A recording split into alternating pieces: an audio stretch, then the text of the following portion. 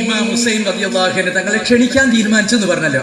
ആദ്യം തന്നെ അതിന്റെ പ്രധാനപ്പെട്ട ആളുകൾ എന്ന് പറയാം. ആദ്യം തന്നെ എഴുതുന്ന പ്രിയപ്പെട്ട ഇമാം ഹുസൈൻ റളിയല്ലാഹു അൻഹു തങ്ങൾ അറിയാൻ കൂഫ നിവാസികൾ കണ്ണുനീരോടെ എഴുതുന്നത്, പ്രിയപ്പെട്ട ഇമാമേ, യസീദിന്റെ ഭരണത്തിൽ പ്രയാസപ്പെട്ട് ദിവസങ്ങൾ തള്ളി നീക്കുന്ന ഈ പാവങ്ങളായ കൂഫ നിവാസികൾക്ക് ഒരാശ്രയം ലഭിക്കാൻ വേണ്ടി ഞങ്ങൾക്കൊരു നേതൃത്വം നൽകാൻ നിങ്ങളെ ഞങ്ങളുടെ നാട്ടിലേക്ക് ബഹുമാന പുരസ്സരം സ്വീകരിക്കാൻ വേണ്ടി കാത്തിരിക്കുന്നു.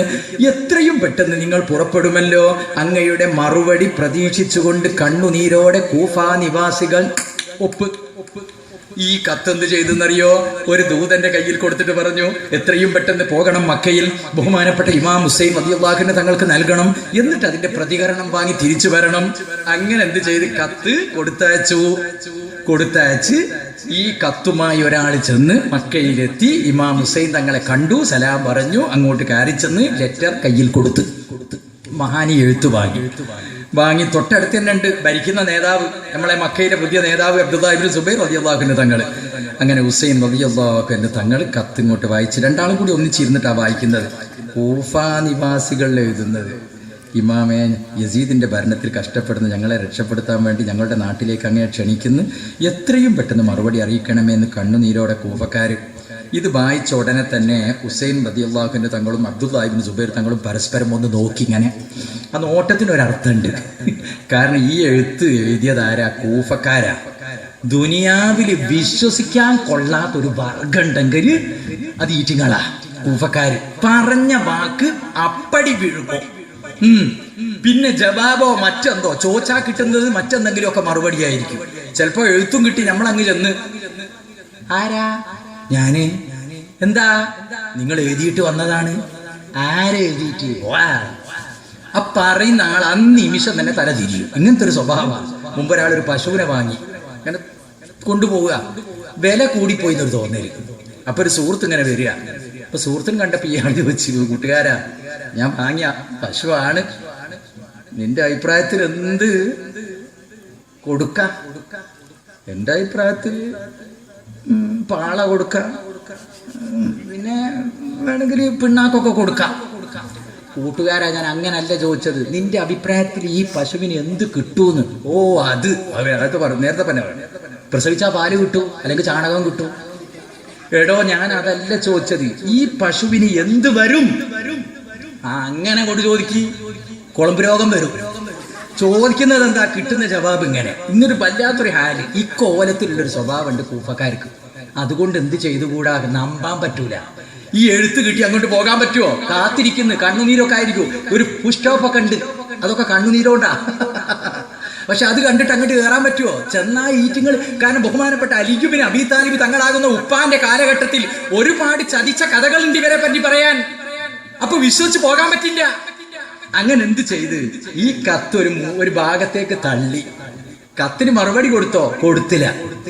അങ്ങനെ കൂഫക്കാരിങ്ങനെ കാത്തിരിക്കുകയാണ്. പക്ഷെ എങ്ങനാണെങ്കിലും ഇന്നലെ മറുപടി കിട്ടേണ്ടതാണ്, എങ്ങനായാലും. പക്ഷെ ഇന്നും കിട്ടുന്നില്ല. കാത്ത് മടുത്ത് അവസാനം ഇവർ തീരുമാനിച്ച്, നമ്മൾ ഒന്നല്ല എഴുതിയത്, നമുക്കൊരു 10 എണ്ണം എഴുതാം. 10 എണ്ണം എഴുതുമ്പോൾ ഏതെങ്കിലും ഒരു 10ന് മറുപടി വരും. പിന്നെ 10 എണ്ണം എഴുതുന്നത്. ഈ മാമേ, കൂഫക്കാരായ ഞങ്ങൾ അങ്ങനെ ഒരു ദിവസം ഇങ്ങനെ ഹുസൈൻ റളിയല്ലാഹു അൻഹു തങ്ങൾ ഇങ്ങനെ ഇരിക്കുക. അപ്പോഴാണ് ഒരു ദൂതൻ, ഇമാം ഹുസൈൻ, അതെ ഞാനാണ്, എടുക്കൊരു കത്ത്, എടുക്ക്. കൂഫ നിവാസികൾ എഴുതുന്നത് മതി, സൈഡിൽ കിട്ടും, ബാക്കി വായിച്ചില്ല. അപ്പോഴേക്കും അതാ മറ്റൊരാൾ ഓടിക്കതച്ച് അങ്ങനെ വരുന്നുണ്ട്. ഹുസൈൻ തങ്ങൾ, ഞാൻ എഴുത്തുണ്ട്, എടുക്ക്.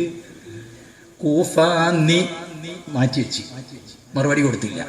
പിന്നെ അതാ മറ്റൊരാൾ അപ്പുറത്തുനിന്ന് വരുന്നത്, എഴുത്തുമായിട്ടാ വരുന്നത്, വായിക്കുന്നു. കൂഫ മാറ്റി വെച്ച്. അപ്പോഴതാ മറ്റൊരാൾ അങ്ങേ സൈഡിൽ നിന്ന് വരുന്നത്, എടുക്ക് മാറ്റി വെച്ച്. ഇങ്ങനെ ഒറ്റ കത്തിന് മറുപടി കൊടുത്തില്ല. കാരണം കൊടുക്കാൻ നമ്മൾ പറഞ്ഞല്ലോ കാരണം. പിന്നെ ഇവർ തീരുമാനിച്ചു ഇനിയും എഴുതണം. അങ്ങനെ കുറെ എഴുതി എന്നാ ചരിത്രം പറയുന്നത്. ഒരൊറ്റ കത്തിനും മറുപടി കൊടുത്തില്ല. കാരണം ഇതെന്തിനാ നമ്മൾ കൊടുക്കണം? അപ്പോഴാണ് കൂഫയിലുള്ള ഒരു ബിരുദൻ, അങ്ങനെ പറയണല്ലോ, ഒരു ബിരുദുള്ള ആള്, ബുദ്ധിയുള്ള ആള് പറഞ്ഞത്, ഒരെഴുത്തും കൂടി നമുക്ക് എഴുതാം. അത് കിട്ടിയാൽ ഹുസൈൻ തങ്ങൾ ഇവിടെ വരും. ഒരു പുതിയൊരു റിപ്പോർട്ട് 100 എണ്ണം എഴുതി, എന്നിട്ട് ഒരു ജവാബും ഇല്ല. എന്നിട്ട് ഇപ്പൊ ഈ ലാസ്റ്റ് ഒന്ന് എഴുതിയാ വരുമെന്ന്. അത് വല്ലാത്തൊരു എഴുത്തായിരിക്കുമല്ലോ. ഞാൻ പറയും പോലെ എഴുതിക്കോളി.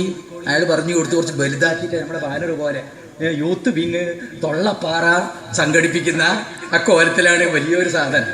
അതിലാണ് എഴുതിയത്. എങ്ങനെയെന്നറിയോ? അള്ളാഹുവിനെ വിചാരിച്ച് ഹുസൈൻ തങ്ങൾ അറിയാൻ തുടങ്ങുക. അങ്ങനെ ഞങ്ങൾ 100 കണക്കിന് ലെറ്ററുകൾ നിങ്ങൾക്ക് അയച്ചു, ഒരു എഴുത്തിന് പോലും നിങ്ങൾ മറുപടി തന്നില്ല. അങ്ങനത്തെ നിങ്ങൾ സൂക്ഷിച്ചോ. ഈ കണ്ണുനീരൊഴുകുന്ന പാപങ്ങളെ രക്ഷിക്കാത്ത കാരണത്താൽ, ഒരു മറുപടി പോലും എഴുതാത്ത കാരണത്താൽ നാളെ അള്ളാഹുവിൻ്റെ മുമ്പിൽ മറുപടി പറയാതെ നിങ്ങൾക്ക് മുന്നോട്ട് നീങ്ങാൻ കഴിയില്ല. സൂക്ഷിച്ചു കൊള്ളുക ഇമാമേ എന്ന് കൂഫക്കാർ ഒപ്പ്. അത് കുറച്ച് വലിയ സാധന. ഇത് 2-3 ആള് കൂടിയാ പിടിച്ചു പോണ്. ഇങ്ങനെ ഒരു ബാനർ പിടിച്ച പോലെ പോവുക. ഹുസൈൻ തങ്ങളും കൂട്ടുകാരൻ അബ്ദുല്ലാഹി ഇബ്നു സുബൈർ തങ്ങൾ, അബ്ദുല്ലാഹി ഇബ്നു ഉമർ തങ്ങളൊക്കെ അങ്ങനെ ഇരിക്കുക. അപ്പണ്ട് ഒരു പുതിയൊരു മോഡൽ വരുന്നു. ഇമാം ഹുസൈൻ റളിയല്ലാഹു അൻഹു തങ്ങൾ ഒറ്റ നോട്ടത്തിൽ തന്നെ കണ്ട് അള്ളാഹുവിനെ ഞെട്ടി. അള്ളാന്ന് കണ്ടപ്പോൾ ഞെട്ടി. അതാണ് മഹാന്മാരത്. നിങ്ങൾ മനസ്സിലാക്കുന്നത് എന്താ? അള്ളാന്ന് കേൾക്കുമ്പോൾ ഞെട്ടി. പിന്നെ ഇമാമ് ബഹുമാനത്തോടു കൂടി അത് വരവേറ്റു. ആ വാക്ക്, ആ എഴുത്ത് എന്ന് പറയുക, അല്ലെങ്കിൽ ആ സാധനം കെട്ട് വാങ്ങി വായിച്ചു ബഹുമാനത്തോടെ. എന്നിട്ട് അതിലുണ്ട്, ഞങ്ങളെ രക്ഷപ്പെടുത്താൻ ഒരു മറുപടി പോലും എഴുതാത്ത നിങ്ങളെ നാളെ റബ്ബ് ചോദ്യം ചെയ്യാതെ വിടുമെന്ന് കരുതേണ്ട കേട്ടോ എന്നൊക്കെ ഉള്ളേ. ഇതൊക്കെ അങ്ങോട്ട് വായിച്ചപ്പോ ഇമാമാകെ തകർന്നു പോയി. അല്പസമയം നിശബ്ദരായിട്ട് നിന്നു. പിന്നീട് ബഹുമാനപ്പെട്ടവർ പറഞ്ഞു, സുഹൃത്തെ അബ്ദുല്ലാഹി ഇബ്നു സുബൈർ, ഇത് കണ്ടോ നിങ്ങൾ? അള്ളാഹുവിന്റെ പേര് വെച്ചിട്ടാണ് അവരെഴുതിയത്. കൂഫക്കാര് സ്വഭാവങ്ങൾ അങ്ങനെയൊക്കെ ആണെങ്കിലും ഇത് കണ്ടോ നിങ്ങൾ? റബ്ബിന്റെ പേര് വെച്ച് എഴുതിയ എഴുത്ത്. ഇത് മാനിക്കേണ്ട ബാധ്യത എനിക്കില്ലേ? അതുകൊണ്ട് കൂട്ടുകാരാ, ഞാനിതാ കൂഫയിലേക്ക് പോവുകയാ. ഹുസൈൻ തങ്ങളെ, നിങ്ങൾ തന്നെയാണോ ഈ പറയുന്നത്? ഒരിക്കലും നമുക്ക് അവരെ നമ്പാൻ പറ്റില്ലല്ലോ. പിന്നെ നിങ്ങൾ പോകരുത്. കൂട്ടുകാരാ, റബ്ബിന്റെ പേര് ഇത് കണ്ടോ നിങ്ങൾ? ഇത് അംഗീകരിക്കാതെ നമ്മൾക്ക് എന്ത് ജീവിതം എന്ന് പറഞ്ഞ് മഹാൻ പോകാൻ തന്നെ തീരുമാനിച്ചു. എന്നാ പെട്ടെന്ന് പുറപ്പെട്ടോ? ഇല്ല. പിന്നെ ഹുസൈൻ റളിയല്ലാഹു അയച്ചു കൂഫയിലേക്ക് മുസ്ലിം കൂടെ മകന്മാരുണ്ടിരു പേരും ജഗമതിലേക്ക്. എത്തിയ നേരം എന്തൊരു വരവേൽ പണവിടൂത്തിൽ, ഏറെ ആർത്തിയുമായി ഇമാമിനെ നോക്കി ആ ജനനാട്ടിൽ. ഹുസൈൻ റളിയല്ലാഹു അയച്ചു കൂഫയിലേക്ക് മുസ്ലിം കൂടെ മകന്മാരുണ്ടിരു പേരും ജഗമതിലേക്ക്. എത്തിയ നേരം എന്തൊരു വരവേൽപ്പാണ് വിടൂത്തിൽ, ഏറെ ആർത്തിയുമായി ആമിനെ നോക്കി ആ ജനനാട്ടിൽ. വരവിൽ നുഅ്മാൻ പോലും നിശ്ചലനാണ്. മുസ്ലിം കൂഫയിലെത്താൻ ഹുസൈനാരിൽ എഴുതുകയാണ്. പലവിധ ഭാഗം സ്വീകരണങ്ങൾ ഏറ്റത് വാങ്ങി.